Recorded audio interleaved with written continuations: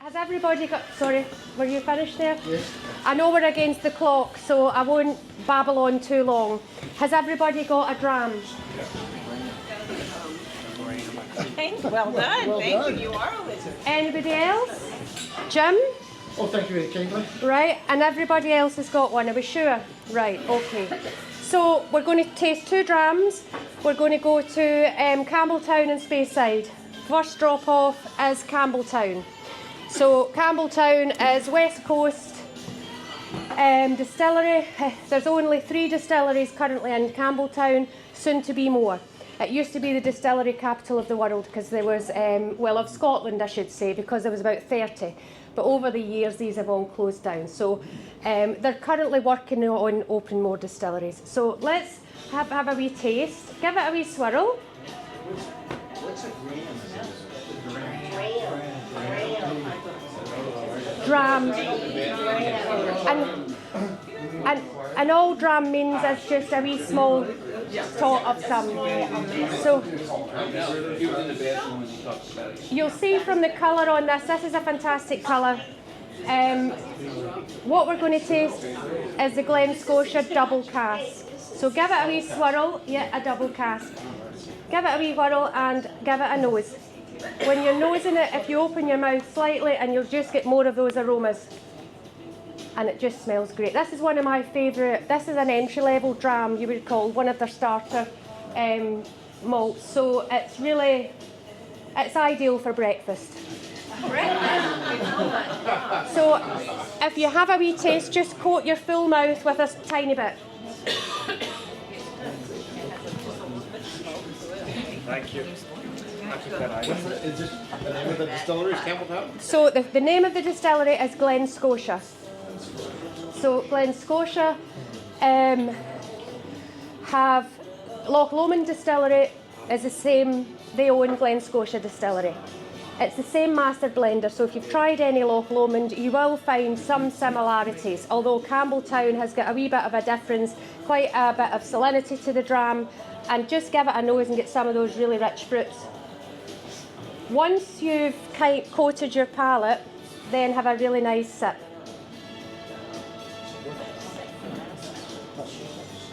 Easy to drink, isn't it? So this one is a non-age statement, so we don't know how old it is. Rumour has it it's about 7-ish. Whether that's true or not, I don't know. These rumours fly about. So you're getting your really rich fruit. This has been first fill bourbon cask and then a sherry cask. But bearing in mind that we're lucky enough, fortunate to get our bourbon casks from America, because in America they can only use them once and we can use them 3 times.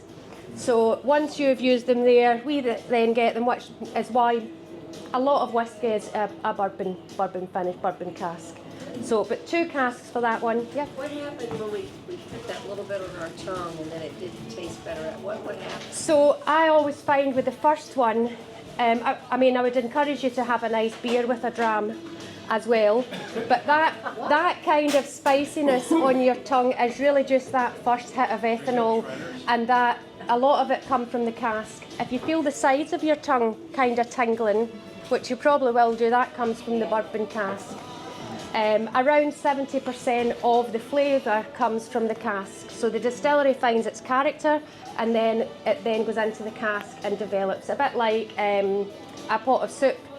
It's okay on the first day, but it's better on the second day. You know, the longer it's there and it kind of marries together. So that's your double cask Glen Scotia entry dram from a fabulous distillery. I mean, it's a really great distillery. My favourite is a 21-year-old, but only for special occasions. So I'm going to move swiftly on to our next dram, just because I'm aware of the most fantastic thing. It's only 3 ingredients: barley, yeast and water. That's it. It's those 3 ingredients to make this wonderful dram. First record of Scotch was in 1494. The rumour is that Irish were doing whisky first, but there's no record of that, so we'll take it. So again, now you can do a wee nose comparison. So we're off to Speyside now. Speyside has got the most distilleries in a condensed area. If you go to Speyside, you drive along the road a mile, half a mile, and there's another distillery on your right, another one on your left. There's loads of them. So we are heading to Speyburn. I'm just going to swap dram before I get my notes mixed up. So by non-age statement, they don't declare what it is on the bottle, which is fine. It used to be if it was a young whiskey, people would say, oh, you know, I want the older whiskies, which is fair enough because they do, some of them age better, they're richer. But so the first dram is non-age statement, the second dram is 15 years old. So you will see a difference if you've still got some of your first one left. I have, which is unusual, but you will see that it's thicker, it's a bit more syrupy. And if you look at the legs on the dram, so you're looking at the colour and you're looking at the legs, they appear thicker on the second one. So have a wee nose.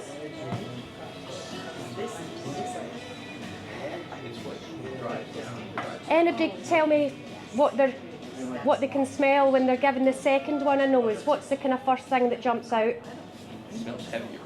Sorry? It smells heavier. Yeah, it does smell heavier, and again you can kind of take a small sip.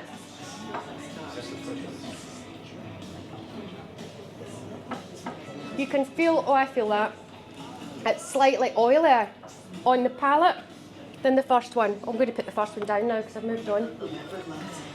It's I find that one quite smooth, but in the mouth there's quite a lot going on. It's quite lively. So the vanilla and the caramel notes you'll always get. That comes from the cask. But then when you start nosing and digging a bit deeper, you will start to get things like, I'm getting cherries from that. Do you get cherries? No. You don't? You all make all this stuff. Oh, do you? See, I shouldn't have helped you there. Or almonds, another With one. the wine. No, I never do. Really? I had a chap the other day said, I just don't get any flavours. I said, that's fine. It's up to you, I do.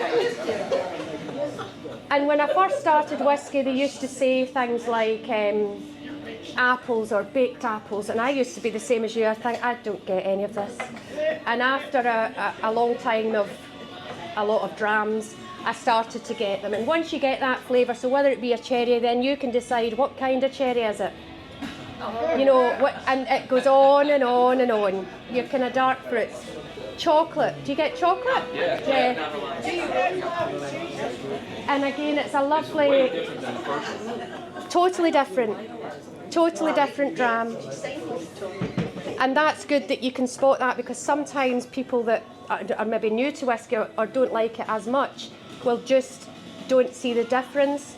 So the regions, Campbelltown, Highlands and Islands, Speyside, Lowlands and Islay, are all known for their different types of character. But sometimes they can kind of, the lines get a bit blurred because people are experimenting with different peat and things in different areas. But this is definitely a different dram. You're getting lots more floral notes from that. What do you prefer, could I ask? The second one. It does feel smoother, and I think, that's certainly sweeter, I would say, but that one is smoother, and that probably comes from its 15 years maturation. So what's the brand name of that? So the second one is Speyburn. Speyburn. They actually have the capacity as a distillery for millions of litres, so a lot of that will go into probably blends. The Glen Scotia distillery is a bit smaller. I think they're about 800,000 litres a year, and it's not as available, but what you do get from Glen Scotia is really Is that bourbon cask lovely. too? Yes, it is. So I think when you see the two ages, you see what they do in the glass, you can tell, the difference. And you do feel that mouthfeel. It's definitely more oily. I want to know, when did from Kentucky or wherever, did we start sending the bourbon cask? Before that, you obviously weren't using them. So I'm going to, in 1982, the Whisky Association was formed, and I believe they put in quite a lot of heavy rules. So I'm guessing it would be then. Not till then. I'm not sure if it happened before, but certainly then they would have put in the legislation. They're quite tough with us to use it only. All the other bodies involved.